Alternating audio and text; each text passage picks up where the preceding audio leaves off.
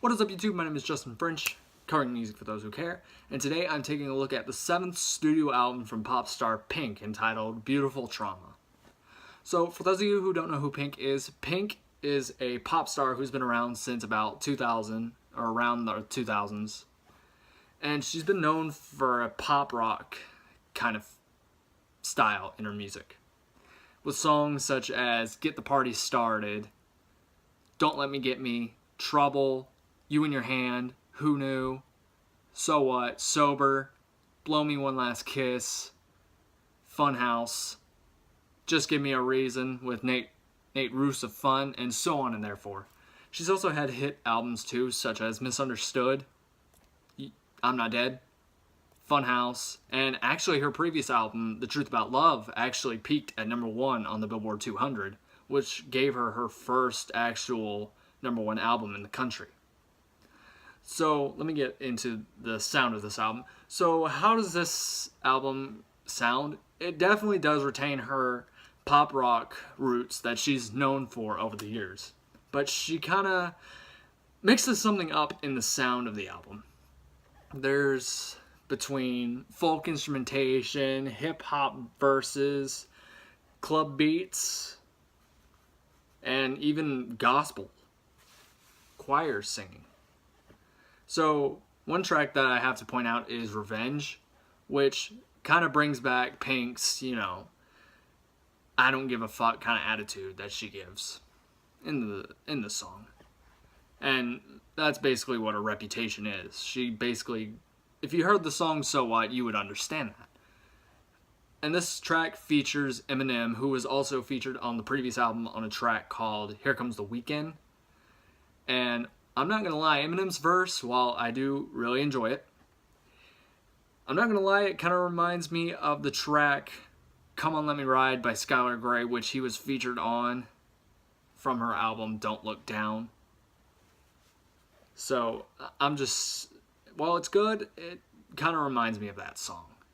The first single that we got from this album was What About Us? And listening to this album in full and adding this track in there, I just feel that it, especially whenever you listen to the first 3 tracks and then get into this one, it just feels really weird to have this kind of club influenced pop song, which brings more of a political undertone in the lyrics. It's kind of weird, but it's still a good beat. I can understand why she chose this as the first single from this album. Also, there's also a track on there called Barbies, and Barbies is kind of this folkier instrumentation song, which kind of brings the struggles of growing up into the lyrics of this folk song. And I thought that was pretty well done. My favorite track on this album has to be the closing track, You Get My Love, which opens with this it kind of sounds jazzy whenever I was listening to it, especially whenever the piano played over the first few seconds. I wasn't sure if I was listening to a Pink song or I was listening to maybe Michael Bublé or someone from the jazz scene, because I'm not a big jazz person.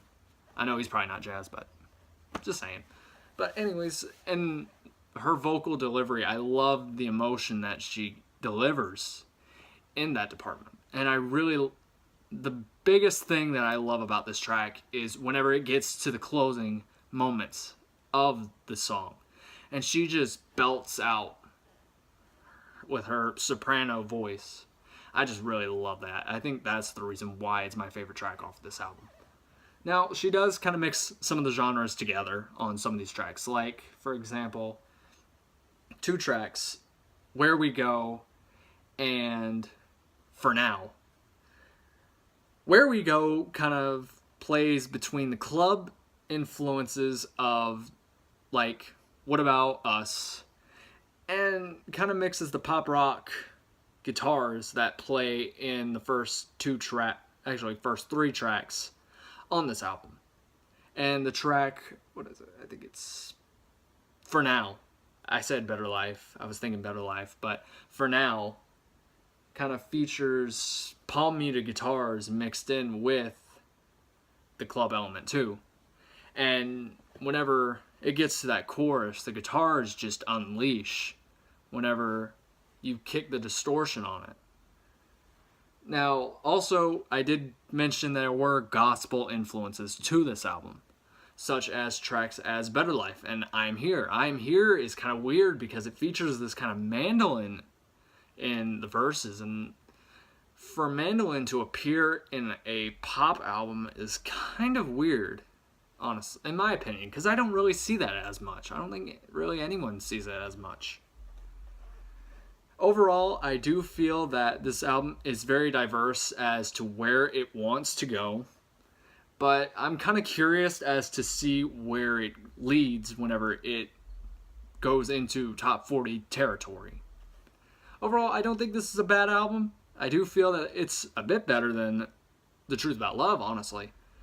I'd give it another listen. If you're a big Pink fan, I think you would definitely enjoy this. If you like pop music, especially pop rock, 2000s sounding songs mixed with nowadays techno, well, not techno, but dance music, I think you'll definitely enjoy this album. For me personally, I think I gotta give it a 7 out of 10.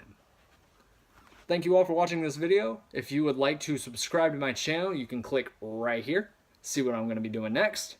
And if you would like to watch the previous video, or probably this video if you watch another one, you can click right here. So yeah, thank you all for watching this video. Hope you enjoyed and hope to see you soon.